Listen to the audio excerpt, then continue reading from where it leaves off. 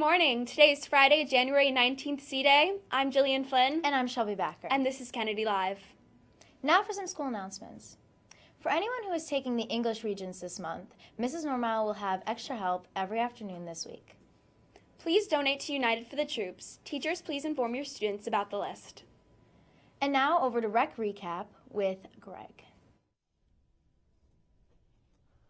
Okay, guys, I'm here with the Rec Ball Recap. I'm Greg Brann. I'm joined by two of our better players in the league, Jelly John Rivera and Luke, the shifty lefty Ferrari.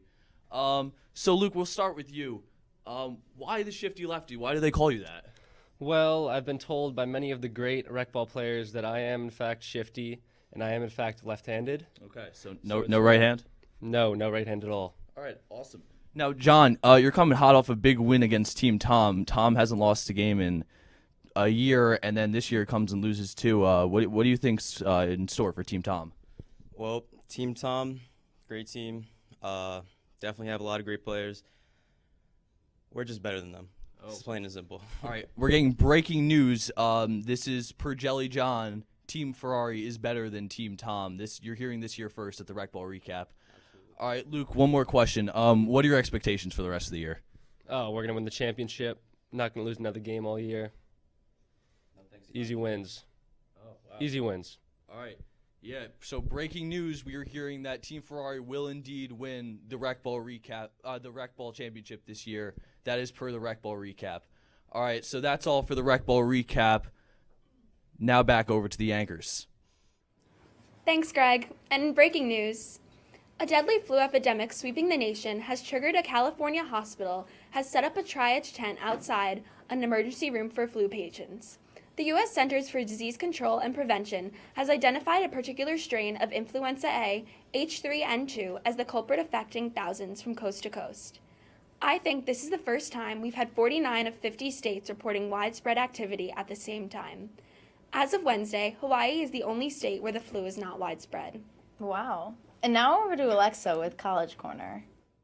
Good morning, everyone. I'm Alexa Bastardi, and this is a College Corner. So for upcoming deadlines, we have Bryant University, CUNY John Jay, Ithaca College, Marist College, Quinnipiac University, and SUNY Albany all have regular decision deadlines February 1st, and Endicott College, Iona College, Pace University, and Sacred Heart are also February 15th. And there are more deadlines. These are just the popular ones that a lot of people from our school apply to. For verbal commitments, people committed to Hudson University, Quinnipiac University, RPI, the U.S. Navy, Villanova University, Northwestern, SUNY Cortland, and Manhattanville. And upcoming decision notices, Penn State has been rolling decisions if you applied by November 31st, and they'll be rolling until January 31st. University of Delaware is also rolling for the next few months. Their deadline was January 15th. URI early action applicants will hear back before January 31st, and they just started releasing them Monday. University of Maryland early action will hear back before February 1st, and Northeastern University early action decisions were starting to release yesterday. So check your email for that. And reminders for Ms. Carnavala, Sergeant Lippy from the U.S. Army National Guard is currently in the library, so if you're interested in that, I would go there now. Sign up for scholarships on websites like scholarships.com. If you get accepted to any schools, be sure to bring Ms. Carnavala a copy of your acceptance and your scholarship letter. That's just scholarship, no financial aid. And check your FAFSA and CSS profile deadlines for your schools online. The deadlines vary over the next few months, and make sure your school just requires one or both of them. And that's all for the College Corner. Now back over to the anchors. Thank you, Alexa. And for our featured stories. Driving a car into the busiest part of Manhattan could cost $11.52 under the proposal prepared for the New York governor. The idea is called congestion pricing, involves using electronic tolling to charge vehicles for entering certain parts of the town during especially busy times. Supporters of the idea say it could not only address gridlock, but also raise money for mass transit. Skeptics also, including Democrat Mayor Bill de Blasio, worry the tolls will be a burden. Well, I mean, ride a bike. They're in the city, either ride a bike or walk. And now over to Time for Sign with Alana. Hey everybody, we're going to be doing family signs today. So first of all, we're going to start with Mother. You take your 5 hand and you place it on your chin. This is Mother. Next, it's almost the same. You put your 5 hand on your forehead. It's father. So this is mother, and this is father. Next, we're going to do brother and sister.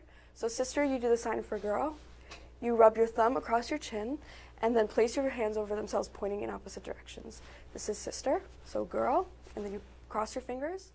Next, it's almost the same. You kind of grab like you're pulling a ball cap, like you're touching the rim of your ball cap, that's the sign for boy. And then you cross your fingers again. So this is brother. Lastly, we're going to do friend.